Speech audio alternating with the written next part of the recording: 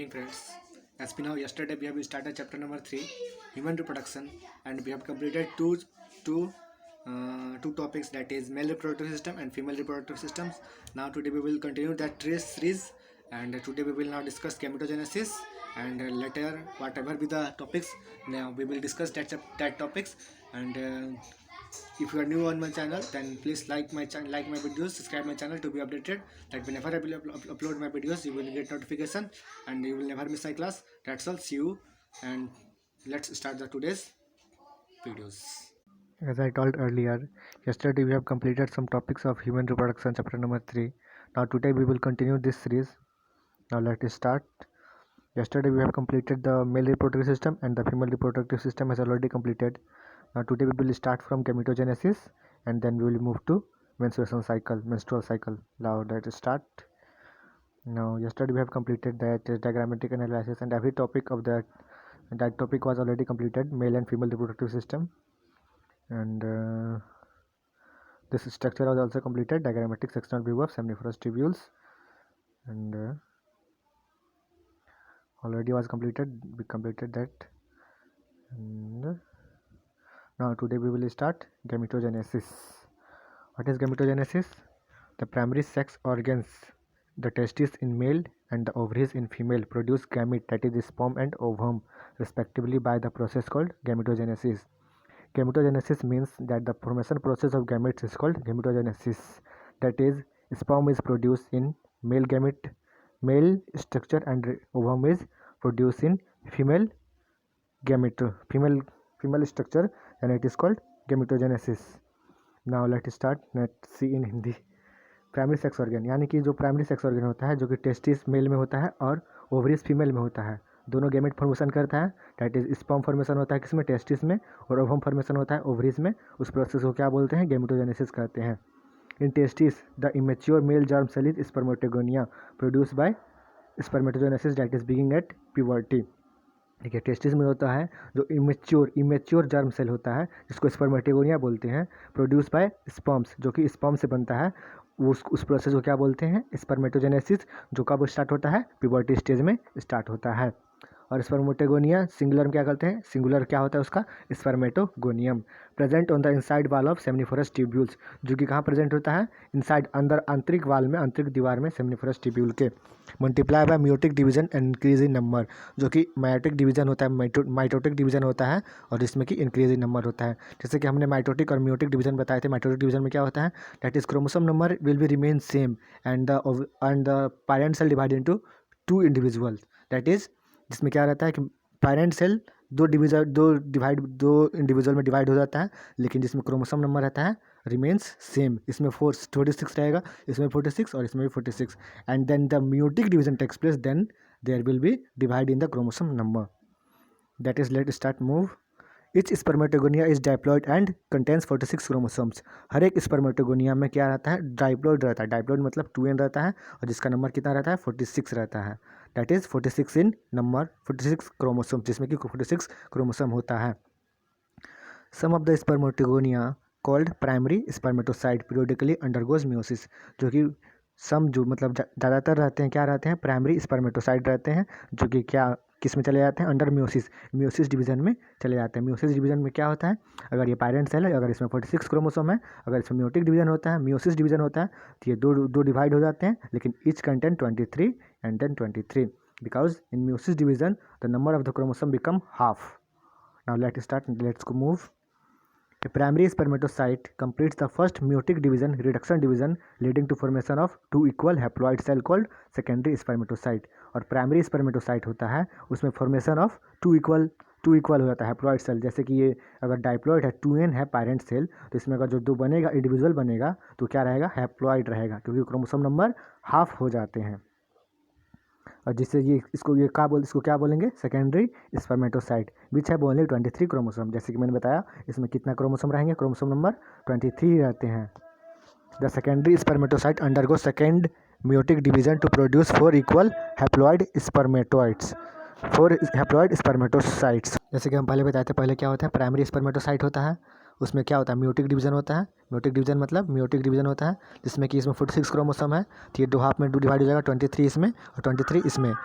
अगर इसमें फिर से डेवलप होता है, जो प्राइमरी स्पर्मेटोसाइट है इसमें 46 क्रोमोसोम होता है, उसमें पहले क्या होता है म्यूटिक डिवीजन होता है, यानी इस 23 में डिवाइड हो जाता है, और फिर ये जो 23 डिवाइड होता है इसमें फिर म्यूटिक डिवीजन होता है, यानी कि क्रोमोसोम नंबर सेम रहता है और फिर ये 2 पार्ट्स में डिवाइड हो, इसमें भी 23 रहेगा, इसमें भी 23 रहेगा, इसमें भी 23 रहेगा और इसमें भी 23 रहेगा, और इसी को क्या बोलते हैं अंडरगो, इसको सेकेंडरी म्यूओसाइट बोलेंगे, जिसमें कि कितना रहेगा 4, क्या रहता है 4 इंडिविजुअल बन जाता है। The secondary spermatocyte undergo secondary meiotic division produce 4 equal haploid spermatids, और इसमें क्रोमोसोम नंबर क्या रहता है हैप्लॉइड रहता है, यानी कि n रहता है, क्योंकि यहाँ ही तो n हो गया ना, यहाँ डाइप्लॉइड था, यहाँ से n हो गया, फिर n अगर फिर म्यूटिक डिवीजन लेता है फिर भी तो n ही रहेगा ना, इसमें म्यूसिस नहीं होता है, म्यूटिक डिवीजन होता है, माइटोटिक डिवीजन होता है, जिससे कि क्रोमोसोम नंबर सेम रहता है। चलिए आगे देखते हैं, what will be the number of chromosome in spermatid, spermatid में कितना नंबर होगा, अगर पैरेंट सेल में 46 था तो स्पर्मेटिड में क्या हो जाएगा 23 हो जाएगा, क्योंकि पैरेंट सेल 2n था, डिप्लॉइड था, और जो स्पर्मेटिड है वो क्या है n है, n मीन्स हैप्लॉइड है। The spermatids are transferred into spermatozoa sperms by the process called spermiogenesis, और जो स्पर्मेटिड्स हैं उसमें किस में कन्वर्ट हो जाते हैं, ट्रांसफर हो जाते हैं स्पर्मेटोजोआ में, जो कि स्पर्म कहते हैं, इस प्रोसेस को क्या बोलते हैं स्पर्मियोजेनेसिस कहते हैं। आफ्टर स्पर्मियोजेनेसिस के बाद sperm head becomes embedded in Sertoli cell, sperm का जो हेड होता है, स्पर्म का स्ट्रक्चर देखेंगे हम लोग, स्पर्म का जो हेड होता है वो इम्बेडेड स्ट्रक्चर में बन जाता है, and finally released from seminiferous tubules by the process called spermiation, और जिससे कि फाइनली जो होता है वो सेमनिफरस ट्यूब्यूल से रिलीज हो जाता है, उस प्रोसेस को क्या बोलते हैं स्पर्मिनेशन बोलते हैं। Spermatogenesis start at the age of puberty due to significant increase in gonadotropin releasing hormone GnRH जिसको कहते हैं। देखिए स्पर्मेटोजेनेसिस होता है वो प्यूबर्टी स्टेज में होता है, during the significant increase in secretion of gonadotropin releasing hormone होता है, जो उसके अगर ज़्यादा अगर उसका मात्रा बढ़ जाता है तो इस मतलब हम लोग प्यूबर्टी स्टेज में चले जाते हैं, और उसके कारण हम लोग का स्पर्मेटोजेनेसिस शुरू हो जाते हैं, प्रोसेस शुरू हो जाते हैं। This if you recall is a hypothalamic hormone, ये जो क्या है गोनाडोट्रोपिन रिलीजिंग हार्मोन है वो क्या है हाइपोथैलेमिक हार्मोन है, हाइपोथैलेमिक हार्मोन है। The increase level of GnRH then act as the anterior pituitary gland and stimulate secretion of 2 gonadotropin, और जो GnRH जो इंक्रीज हो जाता है इसका लेवल, देन वो एंटीरियर पिट्यूटरी में एक्ट करने लगता है, इसमें pituitary gland and stimulate secretion of 2 gonadotropin luteinizing hormone and follicular stimulating hormone, जिसके कारण क्या होता है 2 गोनाडोट्रोपिन रिलीजिंग हार्मोन सिक्रेशन होने लगता है, कौन कौन सा ल्यूटिनाइजिंग हार्मोन जिसको LH कहते हैं, और फोलिकुल स्टिमुलेटिंग हार्मोन जिसको FSH कहते हैं। Luteinizing hormone act as Leydig cells and stimulate synthesis and secretion of androgen, और ल्यूटिनाइजिंग हार्मोन जो होता है वो एक्ट एट लीडिंग सेल, वो लीडिंग सेल पे काम करता है, और जिससे सिक्रेशन क्या करता है सिक्रेशन ऑफ एंड्रोजन, जिससे कि एंड्रोजन सिक्रेशन होता है। Androgens in turn stimulate the process of spermatogenesis, और स्पर्मेटोजेनेसिस के प्रोसेस को कौन स्टिमुलेट करता है androgen hormone, androgen is a hormone, androgen in turn stimulate the process of spermatogenesis. ये हार्मोन सबका नाम याद रखिएगा, कौन सा हार्मोन कहाँ से सिक्रेट होता है और कौन सा हार्मोन क्या प्रोसेस में काम करता है, किस प्रोसेस में इन्वॉल्व होता है, ये क्वेश्चन ऑब्जेक्टिव टाइप में बनता है और लॉन्ग टाइम में भी आपको पूछा जाता है, तो याद रखिएगा। एंड्रोजन जो होता है वो स्पर्मेटोजेनेसिस प्रोसेस में भाग लेता है। FSH act on Sertoli cell and stimulates, FSH कहाँ वर्क करता है एक्ट करता है सर्टोली सेल में, और स्टिमुलेट और क्या सिक्रेट करता है देखते हैं, and stimulate secretion of some factor which help in the process of spermiogenesis, जो कि सम फैक्टर कुछ फैक्टर को सिक्रेशन करता है उसका, जो कि किस में हेल्प करते हैं स्पर्मियोजेनेसिस प्रोसेस में हेल्प करते हैं। तो आप लोग याद रखिएगा एंड्रोजन किस प्रोसेस में काम आता है स्पर्मेटोजेनेसिस, और FSH किस काम में काम आता है स्पर्मियोजेनेसिस। ठीक, चलिए आगे देखते हैं। Let us examine the structure of A sperm, sperm का स्ट्रक्चर देखेंगे, ये जो दिया गया है स्पर्म का स्ट्रक्चर है इसके बारे में हम लोग देखेंगे आगे अभी। It is a microscopic structure composed of a head neck and a middle piece and a tail. ये क्या होता है माइक्रोस्कोपिक होता है, ये मतलब खुली आंखों से हम लोग नहीं देख सकते हैं, ये माइक्रोस्कोप से हम लोग इसको देखते हैं, जिसमें क्या क्या होता है एक हेड होता है, देखिए हेड है, फिर क्या होता है ए मिडिल पीस, इस पूरा ये जो रहता है इसको क्या बोलते हैं मिडिल पीस बोलते हैं, और एंड टेल, और ये जो यहाँ से पूरा ये टेल है ये टेल कहलाता है। Plasma membrane involve the whole body of sperm. Plasma membrane क्या करता है वो पूरा बॉडी में पाया जाता है, प्लाज्मा मेम्ब्रेन जिसका एक मेम्ब्रेन होता है प्लाज्मा मेम्ब्रेन, सेल में हम लोग पढ़े थे, इसमें क्या होता है प्लाज्मा मेम्ब्रेन एक मेम्ब्रेन होता है, मतलब कवर होता है जो कि स्पर्म में भी पाया जाता है। The sperm head contains an elongated haploid nucleus, और जो स्पर्म का हेड होता है, जो हेड है, इसमें क्या होता है, एक न्यूक्लियस पाया जाता है. Embedded anterior portion is covered by cap like structure called acrosome, और जो एम्बेडेड जो ये स्ट्रक्चर है, ये कैप लाइक स्ट्रक्चर है, देखते हैं ना ऊपर से ये कैप लाइक स्ट्रक्चर है, जिसको हम लोग क्या बोलते हैं, एक्रोसोम बोलते हैं. देखिए स्ट्रक्चर में दर्शाया गया acrosome. The acrosome is filled with enzyme that help fertilization of the ovum, और स्पर्म मतलब एंड्रोजन में क्या होता है, एंड इस एक्रोसोम में उसमें एंजाइम फील होता है, एंजाइम इसमें रहता है. एक्रोसोम में देखिए जो स्ट्रक्चर है, इसमें क्या रहता है, ये एंजाइम रहता है, जो कि किस में हेल्प करता है, फर्टिलाइजेशन ऑफ ओवम में. जो कि एग और स्पर्म जब एक दूसरे से फर्टिलाइज करते हैं, उस प्रोसेस में यही हार्मोन काम करती है, यही एंजाइम काम करता है. The middle piece possess numerous mitochondria, और मिडिल पीस होता है, उसमें क्या होता है, माइटोकॉन्ड्रिया होता है. देखिए माइटोकॉन्ड्रिया दिया गया है, एनर्जी सोर्स फॉर स्विमिंग. जो स्पर्म जो स्विमिंग करता है फीमेल रिप्रोडक्टिव ट्रैक्ट में, वो माइटोकॉन्ड्रिया के मतलब सिक्रेशन से ही होता है. The middle piece possess numerous mitochondria which produce energy for the movement of tail that facilitate motility essential for fertilization, जो कि मोटिलिटी होता है, मतलब फीमेल जेनिटल ट्रैक में जाने के बाद स्पर्म का मोटिलिटी होता है, तभी तो वो फ्लैपियन ट्यूब में जाता है, जहाँ उसका फर्टिलाइजेशन होता है. The human male ejaculates about 200 to 300 million sperms during a coitus.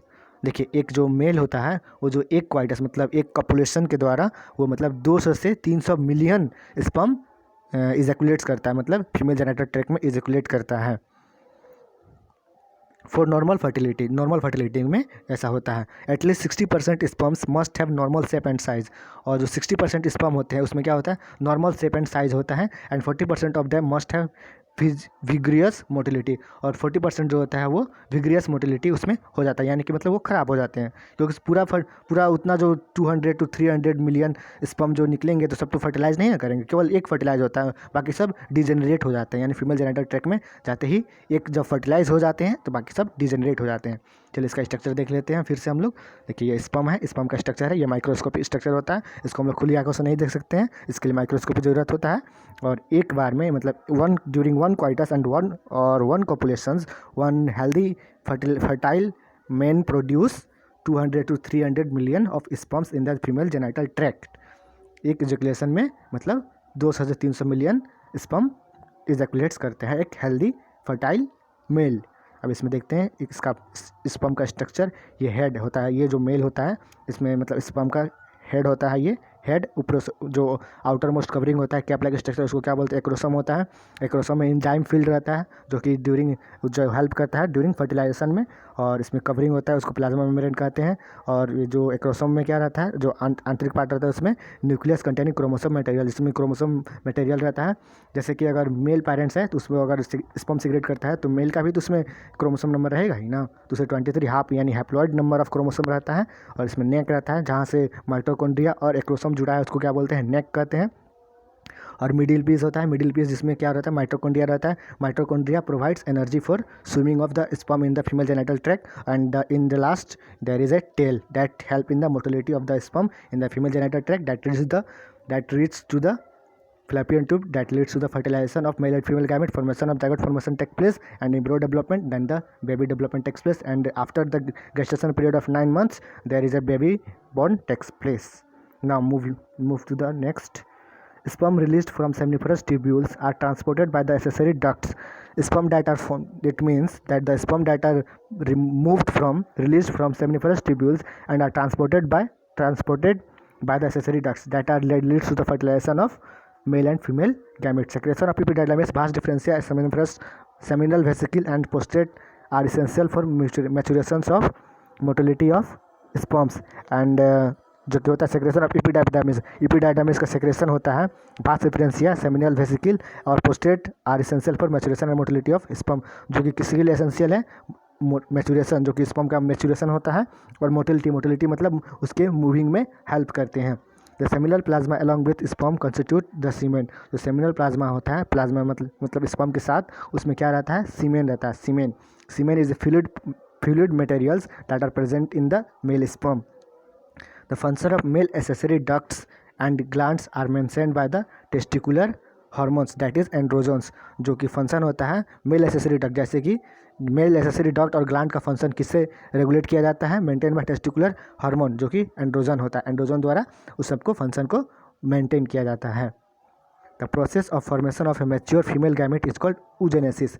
देखिए जैसे प्रकार हम लोग देखे थे, जिस प्रकार ऊपर देखे हम लोग, the formation process of mature male gamete is called spermatogenesis कहते थे, और इसमें अगर फीमेल जेनेसिस फीमेल गैमेट के फॉर्मेशन को क्या बोलेंगे, oogenesis कहते हैं, because in this process ovum is formed and the in the spermatogenesis sperm is formed in the female seminiferous male seminiferous tubules, and in the female there is the formation process of ovum takes place, that is called oogenesis, which is markedly different from spermatogenesis, जो कि difference होता है।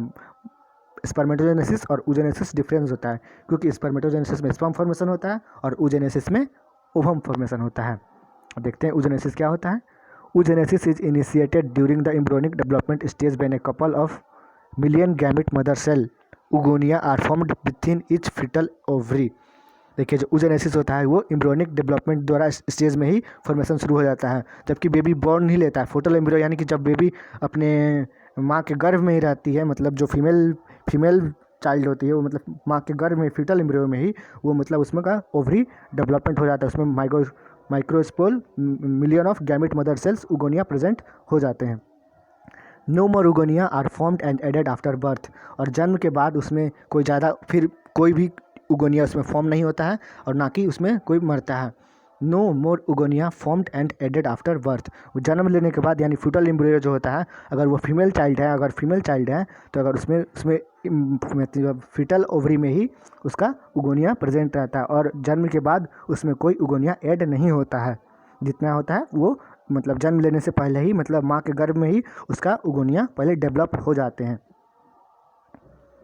चलिए आगे देखते हैं। This cell start division and enter into prophase first of the meiotic division and get temporary arrested at that stage called primary oocyte, और जो क्या होते हैं that cell enter into prophase first में डेवलप हो जाते हैं म्यूटिक डिवीजन में, और temporary arrested at the stage और कॉल्ड, और स्टेज में टेम्पोररी अरेस्ट मतलब उसी स्टेज में रह जाते हैं, जिसको क्या बोलते हैं प्राइमरी oocyte। इस primary oocyte then surrounded by a layer of granulosa cells and then called primary follicle, और जो प्राइमरी oocytes होते हैं वो ग्रेन्युलोसा लेयर ऑफ ग्रेन्युलोसा से सराउंड हो जाते हैं, मतलब कवर हो जाते हैं, लेयर ऑफ ग्रेन्युलोसा से कवर हो जाते हैं, देन कॉल्ड प्राइमरी फॉलिक्यूल, जिसको क्या बोलते हैं प्राइमरी फॉलिक्यूल बोलते हैं। Large number of this follicles degenerate during phase of birth to puberty, और जन्म से लेकर के प्यूबर्टी स्टेज तक पहुंचने में बहुत सारे फॉलिक्यूल डिजेनरेट डिस्ट्रॉय हो जाते हैं, ख़त्म हो जाते हैं। Therefore, at puberty, only 60,000 to 80,000 primary follicles are left in each ovary।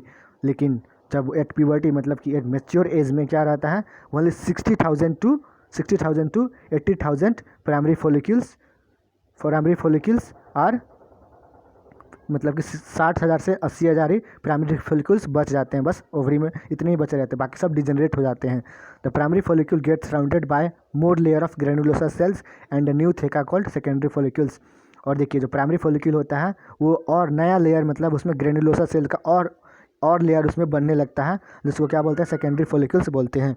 The secondary follicle soon transferred into tertiary follicle which is characterized by a filled cavity called antrum, और जो secondary follicle होता है वो transfer किस में हो जाता है टर्सरी फॉलिक्यूल में, जो कि filled कैविटी, इसको एंट्रम कहा जाता है।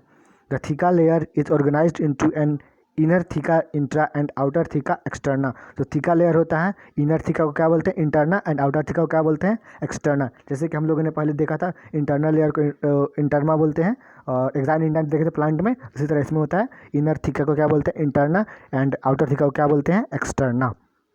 It is important to draw your attention that it is this stage that the primary oocyte, when the tertiary follicle grows in size and completes its first meiotic division, it is unequal division resulting in the formation of large haploid secondary oocyte and a teeny first polar body।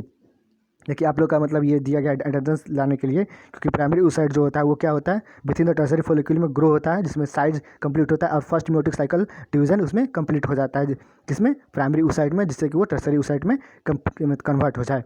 It is unequal division, जो कि ये unequal division यानी equal division of नहीं होता, इसमें unequal division होता है, resulting in the formation of large haploid secondary oocyte, जिससे कि लार्ज हैप्लॉइड मतलब हैप्लॉइड सेकेंडरी oocyte फॉर्मेशन होता है, एंड टीनी पोलर बॉडी, और इसमें टीनी पोलर मतलब छोटे छोटे बॉडी फॉर्मेशन होता है। अब आगे देखते हैं, the secondary oocytes retains bulk of nutrient rich cytoplasm of primary oocyte। जो सेकेंडरी oocyte होता है बल्क ऑफ न्यूट्रिएंट, जिसमें कि न्यूट्रिएंट रिच साइटोप्लाज्म होता है और जिसको क्या बोलते हैं, प्राइमरी oocyte बोलते हैं। Can you think any advantage of for this, इसके बारे में क्वेश्चन दिया गया ऐसे। अब आगे देखते हैं हम लोग, does the first polar body first born baby born out of first meiotic division divides further or degenerate, ये क्वेश्चन ऐसे दिया गया है, आप लोग देख लीजिएगा। At present we are not very clear about this, ये क्वेश्चन मतलब एनसीईआरटी में दिया गया है, इसमें हम लोग प्रेजेंट में अभी इसमें बारे में पूरा क्लियर नहीं है। The tertiary follicle further changes into mature follicle और ग्राफियन फॉलिक्यूल, और जो टर्सरी फॉलिक्यूल होता है वो आगे चलकर किस में बदल जाता है, मैच्योर फॉलिक्यूल में, जिसको कि हम लोग क्या बोलते हैं, ग्राफियन फॉलिक्यूल बोलते हैं। देखिए ग्राफियन फॉलिक्यूल का सेक्शन व्यू दिया गया है, इसका सेक्शन व्यू ऑफ ओवरी का दिया गया है, देखेंगे इसका स्ट्रक्चर देखेंगे हम लोग अभी। Secondary oocyte forms a new membrane called zona pellucida surrounding it, और जो सेकेंडरी oocyte होता है उसमें न्यू मेम्ब्रेन यानी कि और एक कवरिंग, सेकेंडरी oocyte है ये, इसमें एक और एक कवरिंग होता है जिसका नाम क्या है, जोना पेलिसुडा सराउंडिंग इट, इसमें सराउंडिंग करता है। The Graafian follicle now ruptures to release secondary oocyte ovum from the ovary by the process called evolution, और जो ग्राफियन फॉलिक्यूल होता है वो रैप्चर हो जाता है टू रिलीज, सेकेंडरी oocyte को रिलीज करता है, जिसको कि हम लोग ओवम बोलते हैं, सेकेंडरी oocyte को हम लोग क्या बोलते हैं, ओवम बोलते हैं।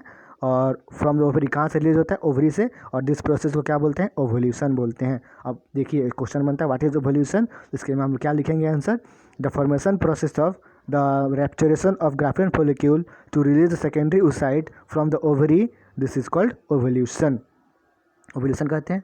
अब देख लेते हैं इसका सेक्शनल व्यू देख लेते हैं किसका, ओवरी का, ओवरी में कैसे कैसे क्या होता है देख लेते हैं हम लोग।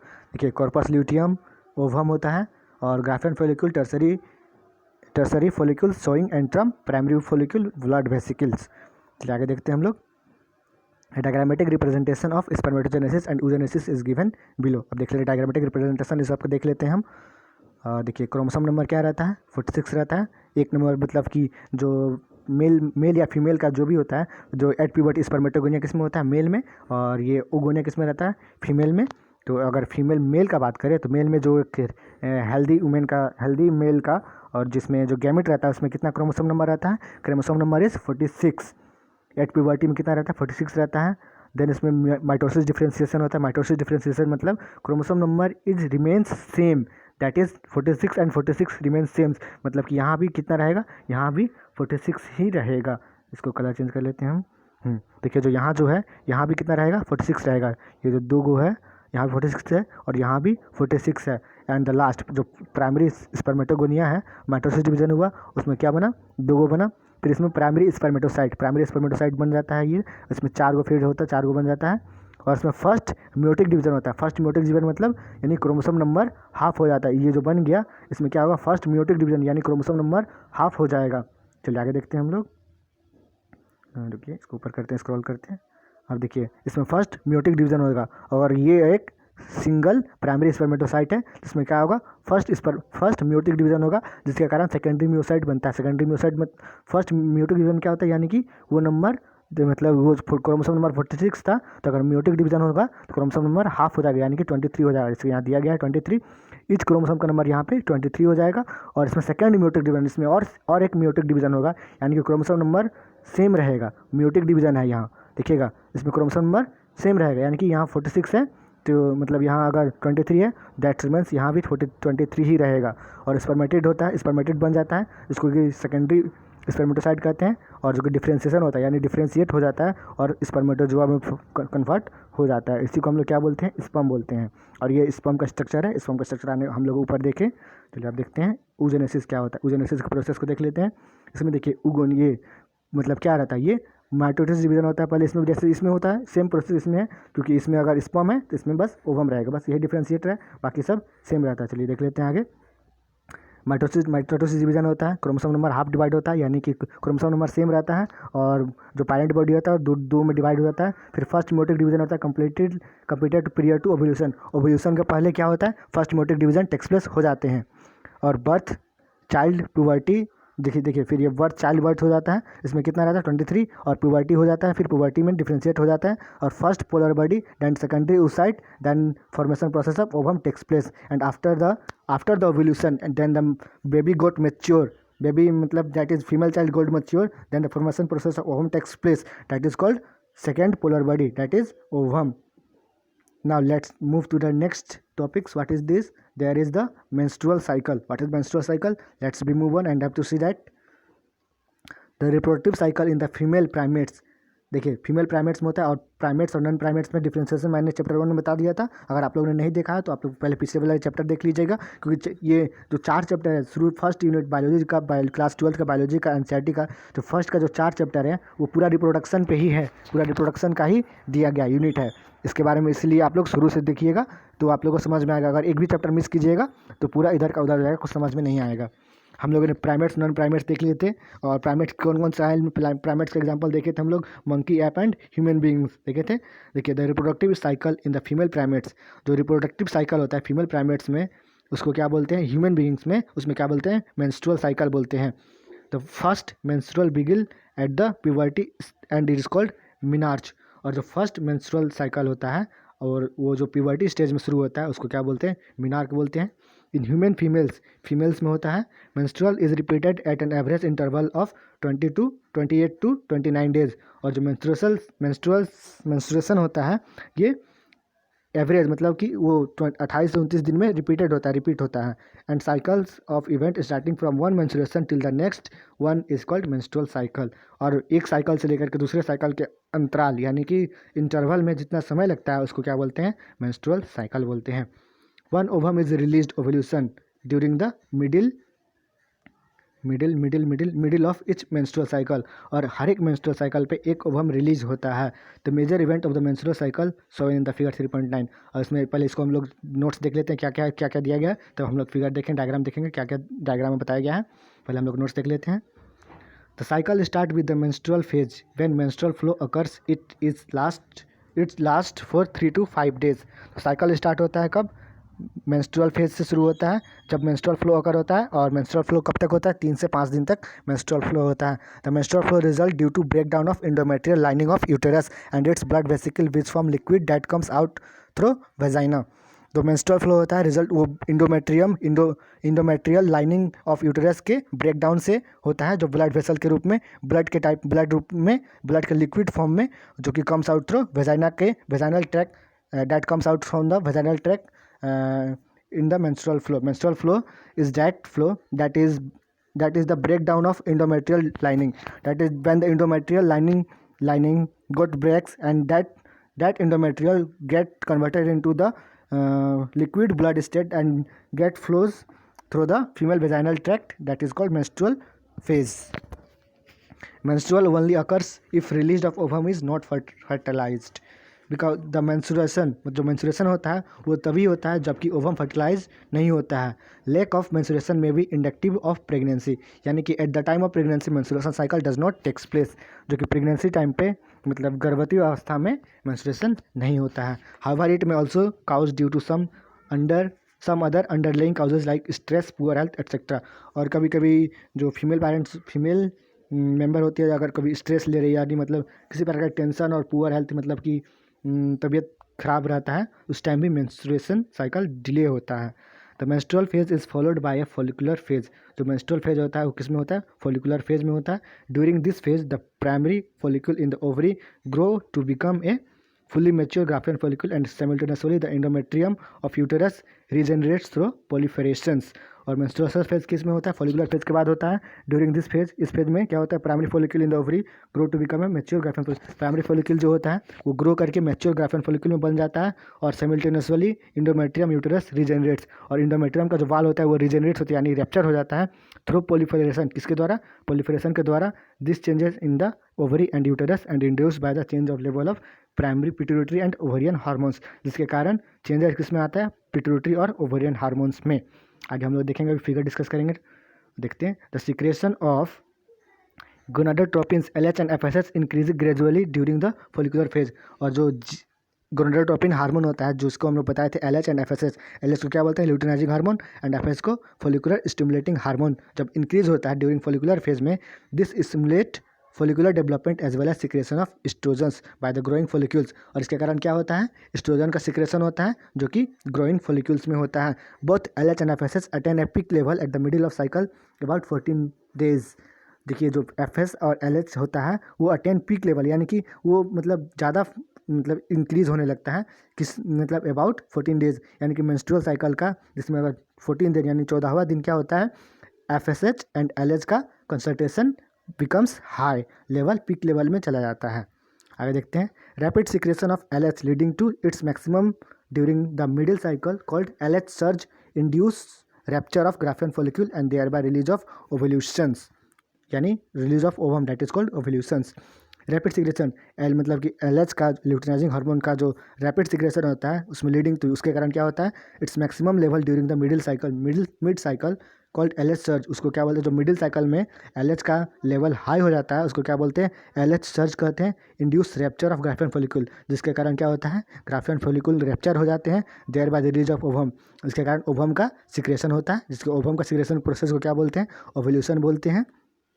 द ओवल्यूशन यानी कि ओवल्यूशन कब होता है, ओवल्यूटरी फेज में होता है, is followed by the luteal phase, किसके बाद होता है, ल्यूटियल फेज के बाद ओवल्यूटरी फेज होता है, during which the remaining part of Graafian follicle transform as corpus luteum, और उसमें ग्राफियन फॉलिक्यूल किस में ट्रांसफर होता है, कॉर्पस ल्यूटियम में। अब देखते हैं कॉर्पस ल्यूटियम क्या होता है, तो corpus luteum secretes large amount of progesterone. तो कॉर्पस ल्यूटियम क्या सिक्रेट करता है, large amount of progesterone which is essential for maintenance of endometrium, जो कि किसके मेंटेनेंस में होता है, इंडोमेट्रियम वाल का मेंटेनेंस में इसेंशियल होता है, यानी कि ज़रूरतमंद होता है। यानी कि जैसे हम लोग देखे थे मेंस्ट्रुअल फेज कब होता है, जबकि इंडोमेट्रियम वाल का टूटता है, और जो progesterone is the hormone that is essential for the maintenance of the endometrium wall. Such an endometrium is necessary for implantation of fertilized ovum and other events of pregnancy. And such fertilize जो endometrium wall होता है वो किसमें, implantation of fertilized ovum, जो कि fertilised ovum होता है उसमें काम आता है, and events of pregnancy, and that is the pregnancy period in which the endometrium wall is necessary to be implanted, that there is the formation process of and embryonic development takes place which leads to the birth of the newborn baby. During pregnancy all events of the menstrual cycle stop and there is no menstruation, and at the time of pregnancy there is no menstrual cycle, all events of the menstrual cycle get stopped. In the absence of fertilize, नहीं हिंदी में समझा देते हैं आप लोग को, जो pregnancy time होता है उसमें क्या होता है, मेंस्ट्रुएशन साइकिल का सभी मतलब सभी साइकिल स्टॉप हो जाती है, यानी कि ड्यूरिंग मेंस्ट्रुएशन मतलब जब प्रेगनेंसी के समय मेंस्ट्रुएशन साइकिल अकर्स होगा ही नहीं तो उसका मेंस्ट्रुएशन साइकिल होगा ही नहीं। This causes in the absence of fertilization the corpus luteum degenerates, और फर्टिलाइज अगर इफ़ द फर्टिलाइज अगर मतलब कि ओवम फर्टिलाइज नहीं होता है तो क्या होता है, कॉर्पस ल्यूटियम डिजेनरेट यानी कि रैप्चर हो जाता है, यानी बर्बाद हो जाता है। This causes disintegration of the endometrium, जिसके कारण इंडोमेट्रियम वाल का डिस्ट्रक्शन डिसइंटीग्रेशन यानी कि रैप्चरेशन हो जाता है, लीडिंग टू मेंस्ट्रुएशन, जिसके कारण मेंस्ट्रुएशन होता है, मार्किंग ए न्यू साइकिल, जिसके न्यू साइकिल यानी कि मेंस्ट्रुएशन का न्यू साइकिल शुरू हो जाता है। इन ह्यूमन बींग्स मतलब कि मानव जाति में क्या होता है, menstruation cycle ceases about 50 years of age, और मेंस्ट्रुएशन साइकिल क्या होता है 50 साल में बंद हो जाता है, यानी फीमेल मेंबर्स में in menstruation cycle stops at the age of 50 years, that is termed as menopause. जिसको मेंस्ट्रुएशन साइकिल जब बंद हो जाता है उसको क्या बोलते हैं, मेनोपॉज बोलते हैं। अब याद रखिएगा मेंस्ट्रुएशन साइकिल जब शुरू होता है उसको क्या बोलते हैं, मिनार्च बोलते हैं, MENARCH, और जब मेंस्ट्रुएशन साइकिल बंद होता है उसको क्या बोलते हैं, मेनोपॉज बोलते हैं। That means the period from menarche to the menopause is the reproductive phase of the female reproductive systems in the human beings. और इसके कारण क्या होता है, जो मिनार्च यानी कि मिनार्च ले करके जो मेनोपॉज तक का पीरियड होता है इन द फीमेल मतलब कि जो मादा में और of the human beings, human का जो मादा होती है उसमें फ्रॉम मिनार्च से लेकर के जो मेनोपॉज तक का पीरियड होता है उसको क्या बोलते हैं, रिप्रोडक्टिव स्टेज बोला जाता है। Cyclic menstruations is an indicator of normal reproductive phase and extends between menarche and menopause. यही जो बताया मैंने, साइक्लिक जो मेंस्ट्रुएशन होता है वो कब तक होता है, मिनार्च से लेकर मेनोपॉज के बीच में होता है, उसी प्रोसेस को क्या बोलते हैं, रिप्रोडक्टिव स्टेज बोलते हैं इस स्टेज को, यानी कि M से लेकर के M तक का, यानी मिनार्च से लेकर के मेनोपॉज तक का पीरियड को क्या बोलते हैं, रिप्रोडक्टिव स्टेज बोलते हैं। उसी पीरियड में मेंस्ट्रुएशन अकर्स होता है, उसके बाद नहीं होता। 50 years after 50 years of age of the human in the human beings that there is no menstruation and there is no ovum formation, यानी 50 साल के बाद उसमें कोई मेंस्ट्रुएशन नहीं होता है, कोई ओवम फॉर्मेशन नहीं होता है। चलिए हम लोग देख लेते हैं डायग्राम जो हम लोग करा गया है लास्ट वाला ये। हाँ ये देख लीजिए मेंस्ट्रुएशन साइकिल का जो डायग्राम है हम लोग का, देख लेते हैं इसमें कौन कौन सा फेज होता है देख लेते हैं। पिट्यूटरी हार्मोन लेवल होता है, ovarian events, ovarian hormones levels and then the uterine level. And इसमें डेज ऐसा आ गया है देख लीजिए 1 से लेकर 29 डेज तक का मेंस्ट्रुएशन कब का होता है 1 से लेकर 5 डेज तक, ये 3 to 5 डेज जाता है, यानी देख लीजिए मेंस्ट्रुएशन 3 to 5 डेज। और फॉलिकुलर फेज कब का होता है 9 to लेकर हाफ ऑफ द पीरियड, यानी पॉलीफेरेटिव फेज जिसको फॉलिकुलर फेज कहते हैं, फॉलिकुलर फेज को ही पॉलीफेरेटिव फेज कहते हैं। ये कब से कब तक का होता है 9 से लेकर के 14 दिन तक का होता है। एंड 14 मतलब ये 15 दिन से लेकर के 27 या 28 दिन तक को क्या बोलते हैं ल्यूटियल फेज यानी सिक्रेटरी फेज बोलते हैं। और फिर से 28 to 90 डेज के बाद 29 डेज के बाद क्या होता है नेक्स्ट साइकिल बिगिन, यानी फिर से मेंस्ट्रुएशन फ्लो शुरू हो जाते हैं। देख लेते हैं। देखिए ओवेरियन हार्मोन लेवल क्या क्या होता है, एफएसएच एस्ट्रोजन जो होता है वो पहले नॉर्मल लेवल पर रहता है, फिर at the middle of cycle it goes up rising and then after then it go degenerates and then after ये फ्लो बढ़ते रहता है घटते रहता है बढ़ते रहता है ये होता है। और देखते हैं ओवेरियन प्रोजेस्टेरोन जो होता है वो क्या होता है वो नॉर्मल रहता है, कितना 14 दिन तक नॉर्मल रहता है। And after 14 days it goes to the high level and then it also stimulates in the luteal phase, यानी फिर से मतलब वो पहले नॉर्मल में रहता है, फिर हाई हो जाता है, फिर नॉर्मल में आ जाता है, फिर न्यू मेंस्ट्रुएशन साइकिल शुरू हो जाता है, फिर नॉर्मल में रहेगा, फिर 14 डेज के बाद फिर हाई में हो जाएगा, फिर नॉर्मल आ जाएगा, फिर 40 डेज के बाद फिर हाई में हो जाता है, इसी प्रकार होता है।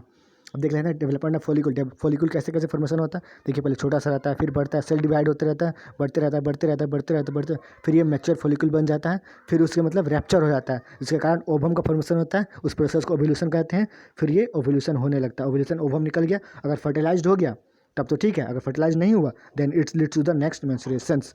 Development corpus luteum, development corpus luteum कैसे प्रकार होता है, कॉर्पस ल्यूटेम ये बन गया, ये ऐसा स्ट्रक्चर होता है, फिर ये बन गया, फिर कॉर्पस ल्यूटियम रीग्रेसिंग यानी मतलब फिर छोटा होता जाता है, फिर leads to the new menstrual cycle. Proliferative phase में क्या होता है देखिए, पॉलीफेरेटिव फेज में एफएच और एलएच दोनों हाई लेवल पर पहुंच जाता है at the 14 days of the menstrual cycle. जैसे हम लोगों ने थ्योरी में पढ़ा ही, जो एफएच और ये क्या होता है गोनेडोट्रोपिन रिलीजिंग हार्मोन होता है, जो एफएच और एलएच होता है वो क्या होता है पहले 14 डेज में, यानी कि at the middle of the cycle it goes to the high level, then it goes normal at the after the 14 days, यानी कि जिस 14वां दिन होता है जो 14 days of the menstrual cycle it goes to the high level, यानी high level peak level पे होता है कब 14 डेज पे। ये क्वेश्चन आप लोग आता है याद रखिएगा। और कौन कौन हार्मोन किससे सीक्रेट होता है, किस हार्मोन का क्या काम रहता है आप लोग याद कर लीजिएगा, ये क्वेश्चन में आता है आगे। तो अभी हम लोग का एक्सरसाइज बाकी है और कुछ टॉपिक रह गया हम लोग का, वो लोग सब हम लोग कल देख लेंगे। कौन कौन सा टॉपिक रह गया देख लेते हैं हम लोग, क्या क्या पढ़ लिया क्या क्या रह गया है, आगे का यूनिट में दिया रहता था।